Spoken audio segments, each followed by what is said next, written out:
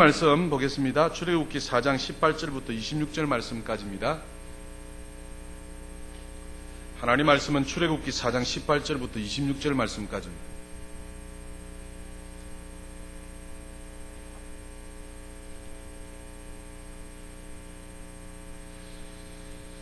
하나님 말씀은 출애굽기 4장 18절부터 26절 말씀까지 제가 봉독하여 드리겠습니다. 모세가 그의 장인 이드로에게로 돌아가서 그에게 이르되 내가 애굽에 있는 내 형제들에게로 돌아가서 그들이 아직 살아있는지 알아보려 하오니 나로 가게 하소서. 이드로가 모세에게 평안히 가라 하니라. 여호와께서 미디안에서 모세에게 이르시되 애굽으로 돌아가라. 네 목숨을 노리던 자가 다 죽었느니라. 모세가 그의 아내와 아들들을 나귀 위에 태우고 애굽으로 돌아가는데 모세가 하나님의 지팡이를 손에 잡았더라. 여호와께서 모세에게 이르시되 네가 애굽으로 돌아가거든 내가 네 손에 준 이적을 바로 앞에서 다 행하라. 그러나 내가 그의 마음을 완악하게 한즉 그가 백성을 보내주지 아니하리니 너는 바로에게 이르기를 여호와의 말씀에 이스라엘은 내 아들 내 장자라. 내가 내게 이르기를 내 아들을 보내주어 나를 섬기게 하라 하여도 네가 보내주기를 거절하니 내가 네 아들 네 장자를 죽이리라 하셨다 하라 하시니라. 모세가 길을 가다가 숙소에 있을 때에 여호와께서 그를 만나사 그를 죽이려 하신지라. 십보라가 돌칼을 가져다가 그의 아들의 포피를 베어 그의 발에 갖다 대며 이르되 당신은 참으로 내게 피난편이로다 하니 여호와께서 그를 놓아주시니라. 그때에 십보라가 피난편이라 함은 할례 때문이었더라. 아멘. 지난주 말씀드린 말씀과 이어지어 드리는 말씀입니다. 지난주 말씀을 여러분 혹시 기억하십니까? 지난주 말씀의 제목은 하나님께로 내 삶을 조정하라 라는 말씀이었습니다. 요약하여 말씀드리면 우리가 하나님께 순종해야 하는 줄은 너무나도 잘 안다는 것입니다. 그런데 알면서도 그것이 잘 되지 않는 이유는 무엇이라고요? 순종하는 것이 말로 머리로 하는 것이 아니기 때문이라는 것입니다. 순종한다는 것은 말로 머리로 하는 것이 아니라 몸으로 행동으로 하기 때문에 어렵다는 것이죠. 삶의 변화도 마찬가지입니다. 내가 무슨 삶이 좀 바뀌어지기를 변한다면 내가 바뀌어져야지 하면서 머리로만 생각한다 해서 삶이 바뀌느냐? 그렇지 않다는 것입니다. 삶의 변화도 순종을 통해서만 가능하다라고 말씀드렸습니다. 그래서 지난주에는 이렇게 순종하는 것을 너무나도 잘 아는데 순종하기 위해서는 먼저 하나님께로 내 삶을 조정해야 된다라고 말씀을 드렸습니다. 하나님께 내 삶을 조정하는 것은 아주 중요하다라고 말씀드렸습니다. 아브라함이 그랬지 않습니까? 하나님께서 아브라함에게 나타나셔서 말씀하십니다. 너는 본토 친척 아비 집을 떠나라. 그래야 뭡니까? 그래 했기 때문에 아브라함이 이스라엘 민족의 조상이 되었다는 거 아니겠습니까? 요나에게 하나님이 나타나셔서 말씀하셨습니다. 저 니느웨로 가서 하나님의 말씀을 전파하라라고 명령을 받았습니다. 그 말씀에 순종하기 위해서는 이 요나가 가지고 있었던 자기만의 니느웨에 대한 아집, 편견을 버려야만 했더라는 것입니다. 그래서 생각과 삶을 하나님께로 조정하지 않는 한 요나는 하나님의 말씀에 순종할 수 없었더라라는 사실입니다. 노아도 마찬가지였습니다. 하나님께서 방주를 지으라고 명령하여 주셨는데 평상시 생활 그대로 하면서 방주를 지을 수 있느냐? 그렇지 않습니다. 그가 결단하여서 방주를 짓기 위하여서 평상시와는 다른 모습으로 했을 것입니다. 그것처럼 우리의 삶을 하나님께 조정하는 것은 그만큼 중요하다는 것입니다. 그래서 말씀을 순종하기 위해서는 우리의 생각과 삶을 하나님께로 반드시 조정해야 됩니다. 아멘. 자기가 가지고 있었던 아집과 고집을 버려야 합니다. 아멘. 본토 친척 아비 집을 떠나야 했습니다. 평상시 모습과는 다른 결단의 모습이 있어야만 하나님 말씀에도 순종할 수 있다라고 말씀하시는 것입니다. 이어서 오늘 드리는 말씀입니다만 그러면 하나님께 내 삶을 조정한다는 그 말이 무슨 의미인지 어떻게 해야 되는지에 대해서 오늘 말씀을 살펴보기를 원합니다. 먼저 18절을 한번 보십시오. 18절 보시면 모세가 그의 장인 이드로에게로 돌아가서 그에게 이르되 내가 애굽에 있는 내 형제들에게로 돌아가서 그들이 아직 살아있는지 알아보려 하오니 나로 가게 하소서. 이드로가 모세에게 평안히 가라 하니라. 아멘. 하나님께서 모세에게 사명을 주셨지 않습니까? 그 사명은 애굽에 있는, 지금 모세는 어디 있다고요? 애굽이 아니라 미디안 광야에 있었습니다. 하나님께서 불꽃 떨기 나무 가운데에 그에게 명령하여 주실 때는 미디안 광야에 있을 때였습니다. 그 광야에 있을 때에 네가 애굽에 있는 네 백성을 구출하라라고 명령을 주셨습니다. 그래서 그가 애굽으로 돌아가야만 애굽에 있는 백성들을 구원할 수 있었다라고 말씀하는 겁니다. 그래서 모세에게 애굽을 향하여 돌아가는 하나님께로 그 삶을 조정하는 결단이 있어야 애굽에 있는 백성들을 구원할 수 있다는 것이죠. 자, 18절 말씀을 제가 해석하여 드리겠습니다. 모세가 그의 장인 이드로에게 돌아가서 그에게 이르되 내가 애굽에 있는 내 형제들에게로 돌아가서 그들이 아직 살아있는지 알아보려 하오니, 이 말씀이 무슨 말씀입니까? 하나님의 명령을, 말씀을 순종하기 위하여서 이제 그가 결단하는 장면입니다. 애굽에 있는 내 백성들을 구원하기 위하여서 애굽으로 돌아가기 위해서 모세가 결단하는 장면입니다. 그런데 19절에 또 보시면 여호와께서 미디안에게서 모세에게 이르되 애굽으로 돌아가라. 네 목숨을 노리던 자가 다 죽었느니라 말씀하고 있습니다. 이 말씀이 무슨 말씀인가 하니까 2장에 가보면 모세가 애굽에 있을 때에 히브리 사람, 자기 민족과 애굽 사람이 다투는 것을 보게 됩니다. 그 다툴 때에 애굽 사람이 자기 동족, 자기 민족을 민족 사람에게 해하는 그것을 보고 모세가 의분을 참지 못하고 애굽 사람을 쳐 죽이게 됩니다. 다음날 거기에 모세가 또 나가니까 이제는 애굽 사람과 이스라엘 민족이 싸우는 것이 아니라 자기 민족들끼리, 자기 동족들끼리, 쉬운 말로 말씀드리면 예수 안 믿는 사람과 예수 믿는 사람들이 싸우고 있었다는 것입니다. 거기에 모세가 의분이 일어나서 자기도 예수 믿는 사람이니까 누구 편을 들었다요? 예수 믿는 사람 편을 들어서 예수 믿지 않는 저 사람을 쳐 죽였다는 것입니다. 그리고 그 다음날 나아갔는데 그 다음날은 무슨 일이 생겼냐니까 예수 믿는 사람들끼리, 자기 동족끼리 싸우고 있는 것입니다. 그래서 모세가 또 의문이 일어납니다. 너희가 어찌하여 형제들끼리 다투고 싸우고 있느냐라고 모세가 이야기하니까 그 동족이 하는 말이 무엇입니까? 네가 누구간데 우리를 판단하고 우리를 지도하려 하느냐 하면서 뭡니까? 오히려 동족이 모세를 어떻게 해요? 해하려 하는 것입니다. 그러면서 하는 말이 네가 저 애굽 사람을 쳐 죽인 것처럼 우리를 그렇게 하려 하느냐 하니까 모세가 깜짝 놀란 것입니다. 자기가 애굽 사람을 죽인 그 소문이 자기 동족들에게 다 퍼진 것입니다. 그리고 그 말이 어떻게 해요? 바로에게 다 들어갔다는 것입니다. 그래서 모세가 두려워서 도망하여 미디안 강도로 나오게 된 것입니다. 자, 그것이 2장에 나와 있습니다. 2장 11절 한번 찾아가 보십시오. 2장 11절에 모세가 장성한 후에 한 번은 자기 형제들에게 나가서 그들이 고되게 노동하는 것을 보더니 어떤 애굽 사람이 한 히브리 사람 곧 자기 형제를 치는 것을 본지라 좌우를 살펴 사람이 없음을 보고 그 애굽 사람을 쳐 죽여 모래 속에 감추니라. 이해되시죠?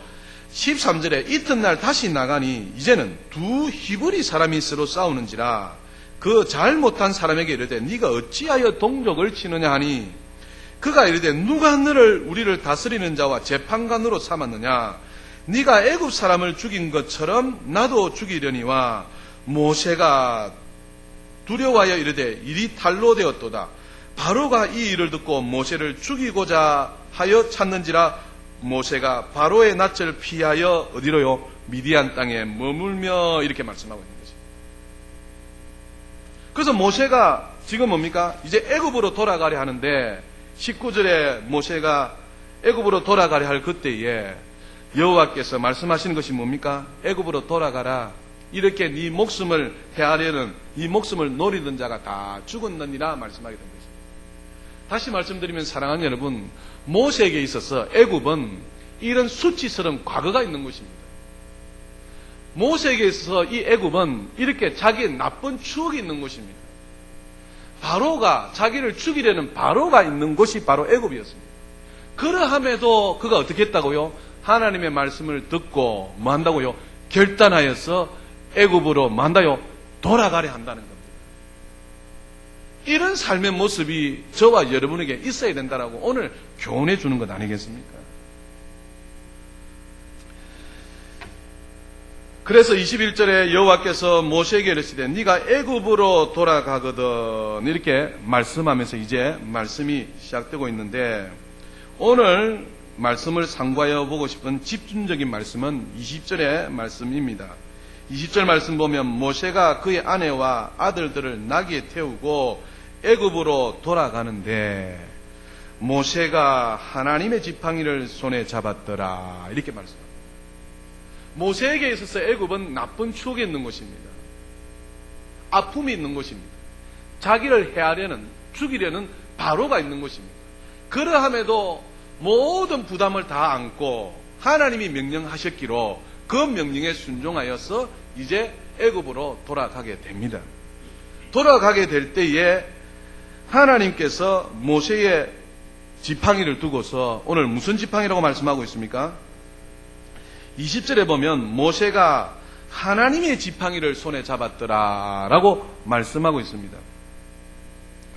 이 모세가 잡은 지팡이는 하나님의 지팡이다라고 말씀하고 있습니다. 자, 말씀드리겠습니다.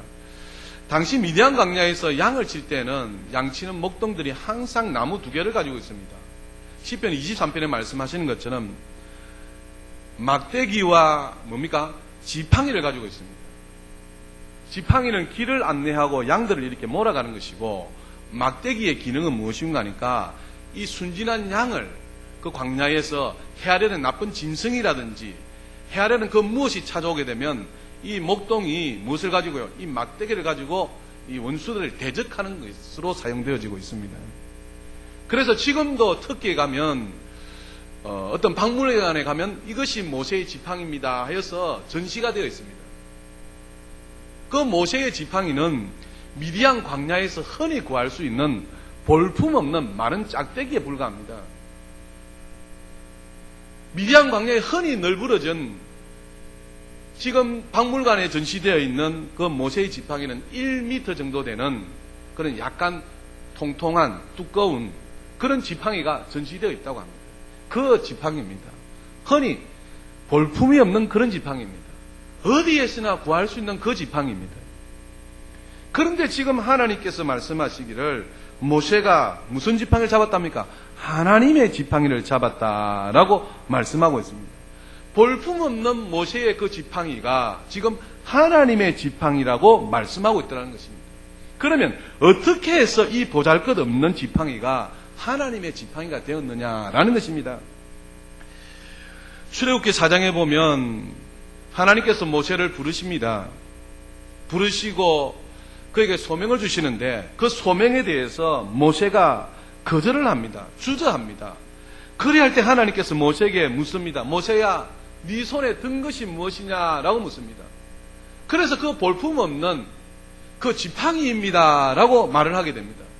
그럴 때는 하나님께서 네 손에 든 그 무엇을 지팡이를 던지라라고 이야기합니다. 그 지팡이를 던졌더니 그 지팡이가 뭐로 변합니까? 뱀으로 변하여서 꾸불꾸불꾸불 다니게 된 것입니다. 그리고는 하나님께서 또 모세에게 말씀합니다. 꾸불꾸불 기어가는 뱀의 그 꼬리를 잡아라 라고 말씀합니다. 그래서 그 뱀의 꼬리를 잡았더니 그 뱀이가 또 뭐가 됐다고요? 지팡이가 되었더라는 것입니다. 다시 한번 유추해 보았으면 좋겠습니다. 이 모세가 이 지팡이를 두고서 하나님께서 소명을 줬는데 주저할 때에 이 모세를 던지라. 던졌더니 모세의 지팡이가 뱀이가 되었고 또 집어라니까 이 뱀이 다시 지팡이가 되었다는 것입니다. 여기에 중요한 메시지가 있는 것입니다. 어쩌면 이 지팡이는 모세 자신을 말할 수도 있을 것입니다. 과거에 그는 아무것도 아닌 자신의 힘과 자기 방법으로 이스라엘을 구하려고 했습니다. 그런데 오히려 뱀처럼 다른 사람을 해치고 다른 사람을 죽였습니다. 그러나 또 뱀의 꼬리를 다시 잡았더니 그 뱀이가 지팡이가 되었다라는 것이죠. 마치 이것입니다. 실패한 모세가 하나님의 손에 잡혔더니 하나님의 지팡이, 하나님의 사역자가 되었다는 것입니다. 할렐루야. 그렇습니다. 단순히 내 목적을 위해서 지식을 사용한다면 그것은 나의 지식에 불과합니다. 그러나 하나님께 내 지식을 드렸을 때에 그 지식을 하나님의 영광을 위하여 사용되는 도구가 되었다는 것입니다. 마찬가지로 우리에게 하나님께서 재능을 주셨는데 그 재능 내가 쓰면 내 것밖에 될 수 없습니다. 그러나 그 재능을 하나님께 드린다면 그 재능을 하나님께서 멋진 도구로 사용하신다는 겁니다. 우리의 몸도 마찬가지입니다. 우리의 몸을 하나님께 드리기만 하면 이 몸이 하나님의 뭐가 된다고요? 몸이요 성전이 된다는 것입니다. 하나님의 것이 된다라고 말씀하는 것입니다. 그렇기 때문에 사랑하는 여러분, 이 모세의 지팡이가 보잘것없고 볼품없는 것이었지만 하나님의 지팡이가 된 것처럼 오늘 우리의 모든 삶이, 우리의 모든 전부가 하나님께서 사용하시는 축복의 통로, 거룩한 도구, 하나님이 사용하시는 하나님의 귀한 도구가 될 수 있기를 주님의 이름으로 부탁을 드립니다. 오늘날 가장 큰 비극이 무엇인지 아십니까? 최고의 비극은 많은 사람들이 하나님께서 많은 것을 맡기고 하나님께서 많은 것을 주셨음에도 불구하고 하나님을 위해 사용하지 않는다는 것입니다. 또 반대로 하나님을 위해 사용한다 할지라도 적당하게 그렇게 사용한다는 것입니다.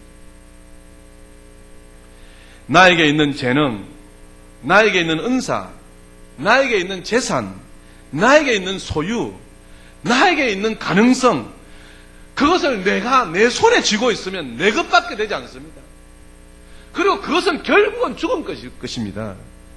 그러나 나에게 있는 재능이며 은사며 재산이며 소유며 가능성이며 내게 있는 그 모든 것들을 하나님께 드리기만 하면 하나님이 귀하게 쓰는 도구로 쓰임받을 수 있다라고 말씀하는 것입니다.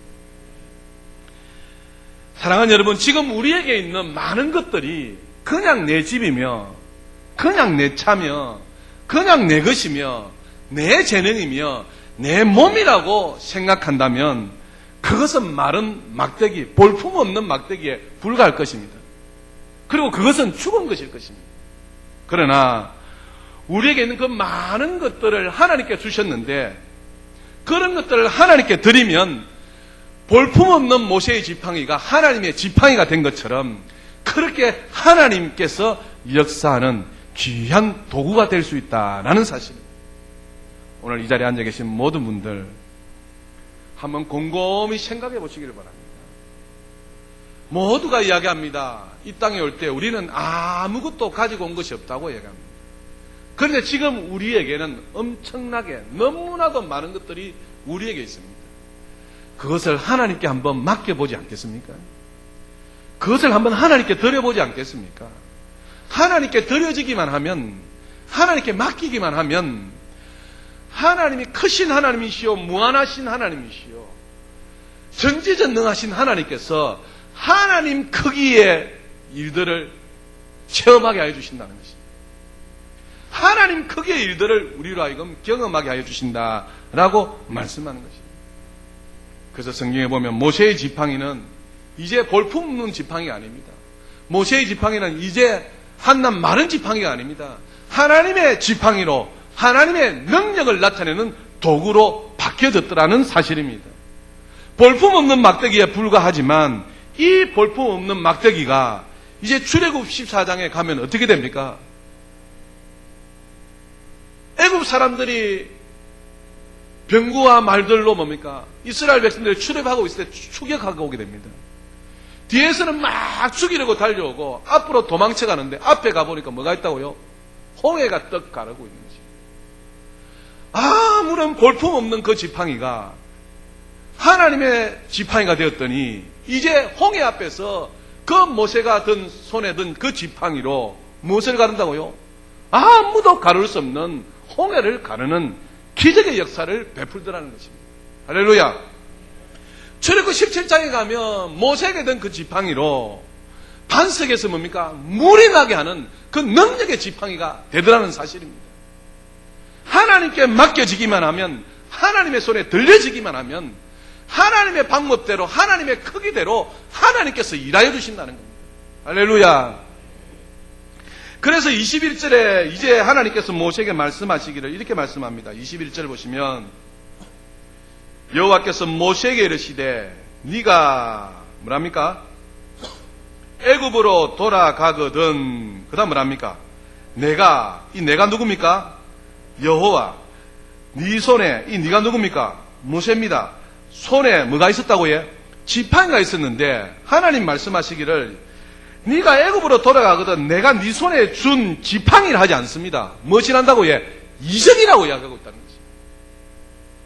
모세가 가지고 있던 그 볼품없는 지팡이지만 이제 그 볼품없는 지팡이가 하나님이 사용하시니까 기적의, 이적의 지팡이가 되었다라고 오늘 교훈해주고 있는 것입니다. 사랑하는 여러분, 이왕 예수 믿는 것, 이왕 신앙생활 하는 것, 그동안 우리가 많은 것을 체험하고 많은 것을 경험하고 또 많은 것을 얻었지 않느냐는 겁니다. 이왕 예수 믿는 것, 이제 하나님 앞에 드리고 맡겨보시는 저와 여러분들 다 될 수 있기를 주님의 이름으로 축복합니다. 예전에 우리 어머니 아버지들 신앙생활 하실 때는 죽어가는 영혼들을 위하여서, 그리고 우리 함께하는 형제와 자매들을 위해서 집들을 많이 오픈했습니다. 집에 불러 모아서 같이 친교하고 교제하고 또 먹고 전달로 나가는 이런 아름다운 모습들이 많았습니다. 그리고 내가 운전하는 그 차도 뭡니까? 새가족들을 태워오고 전도 대상자를 태워오고, 그렇게 내 차가 하나님의 거룩한 도구로 굉장히 많이 쓰임받았습니다. 전도하려 하니까 그냥 전도가 됩니까? 내 주머니에 있는 물질을 털어서 영혼들을 뭡니까? 살리는 그 일들을 하는 그런 아름답게 쓰임받는 일들이 참 많았습니다. 그뿐이겠습니까? 내가 교회 와서 조금이라도 나에게 재능이 발견되어지면 그 재능이 있으면 무조건 어떻게 해요? 하나님께 드리고 하나님의 교회를 위해서 바치려 했던 때가 있었습니다. 지금도 물론 그렇게 하시는 분들이 있습니다. 그런데 오늘날 신앙은 어떻습니까? 그냥 적당하게 하려고 합니다. 내 집도 오픈하지 아니하고, 내 차도 이용하는 거 싫어하고, 내 가진 것도 나누기 싫어하고, 내 가지고 있는 재능도 그냥 내 자신을 위해서 살고, 심지어 내 몸도 주를 위해서 드리려 하지 않습니다. 오늘 사랑하는 여러분, 우리 모두는 결단합시다. 하나님의 능력의 손에 맡겨지기만 하면, 들려지기만 하면 하나님께서 우리의 삶을 하나님의 방법대로, 하나님의 뜻대로 역사하시는 줄 믿습니다.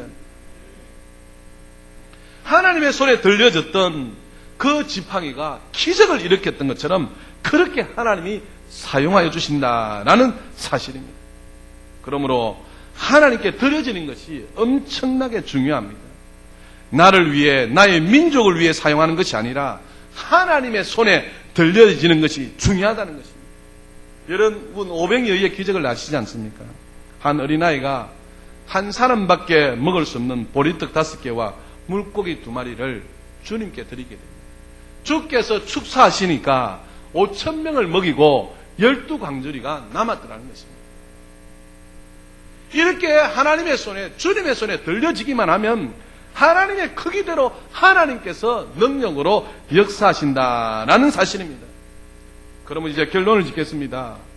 사랑하는 여러분, 순종하기 위해서는 우리가 결단을 해야 됩니다.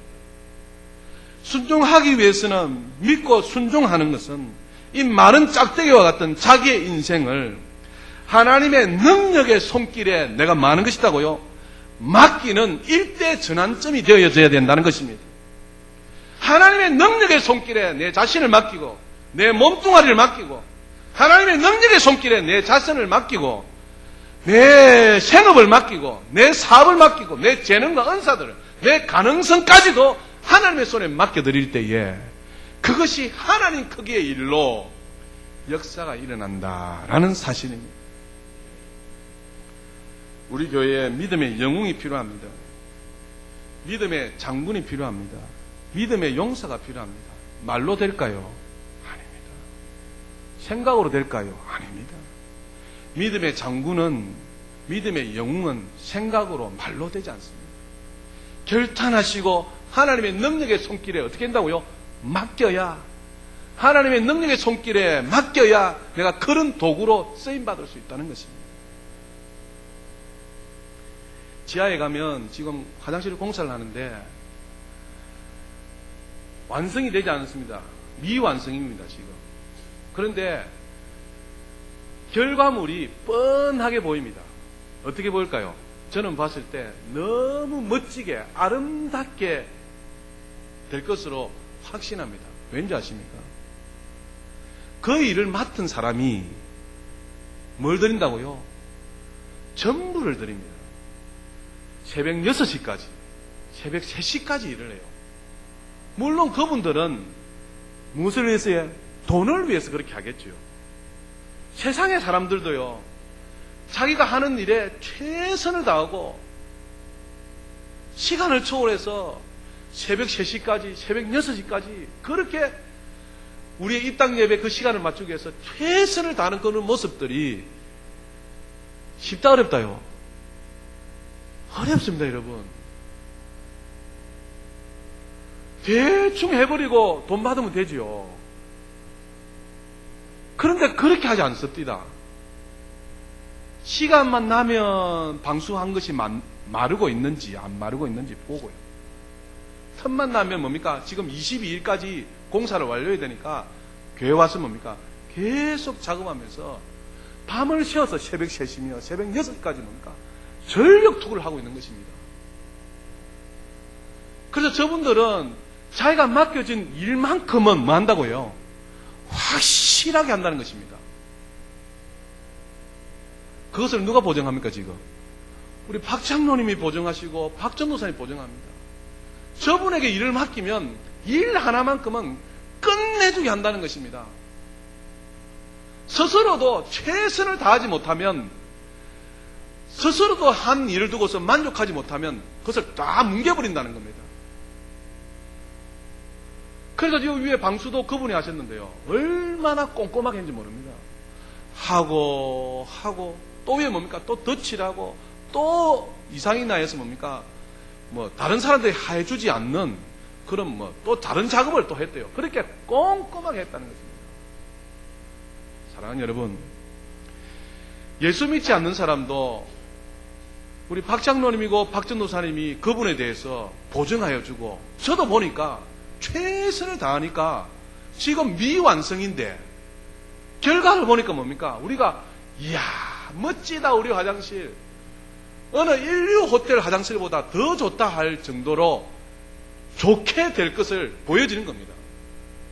그것을 뭘 통해서요? 지금 그들이 하는 모습을 통해서, 지금 그들이 하는 행동을 통해서, 지금 그들이 자그마한 일을 할 때 최선을 다하는 모습을 볼 때에 야 결과물이 참 좋을 것이다 기대가 되는 것입니다. 누구에게 어떤 일을 맡긴다 합시다. 맡길 때에 교회도 마찬가지입니다. 우리 성도님들 관계도 마찬가지입니다. 야, 저분에게 일 맡기면 저분은 빈틈이 없다. 저분은 일만큼은 확실하다는 사람이 있다 없다요? 있습니다. 있습니다. 그런데 또 반대로 대충 그까이 건 이렇게 하는 사람이 있다 없다요?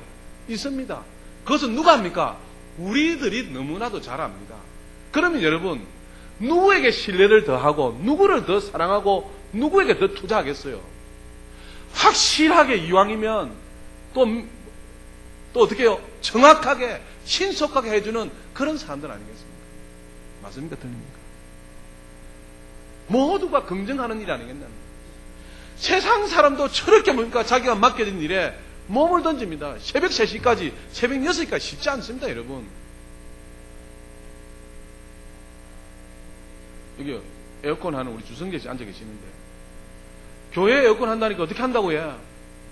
자기 일을 제쳐놓고 사다리 데리고 자기가 뭡니까? 다른 기사 불러와가지고 사다리 올려놓고 막 하는 거예요. 제가 너무 기쁘고 또 너무 뿌듯하고, 야, 저분 진짜 복을 많이 받아야 되겠다. 관심이 더 어떻게 해요? 더 많이 가는 겁니다. 그래서 평일날도 성재씨 밥 먹었냐고, 뭐 하냐고 전화가 되는 거죠.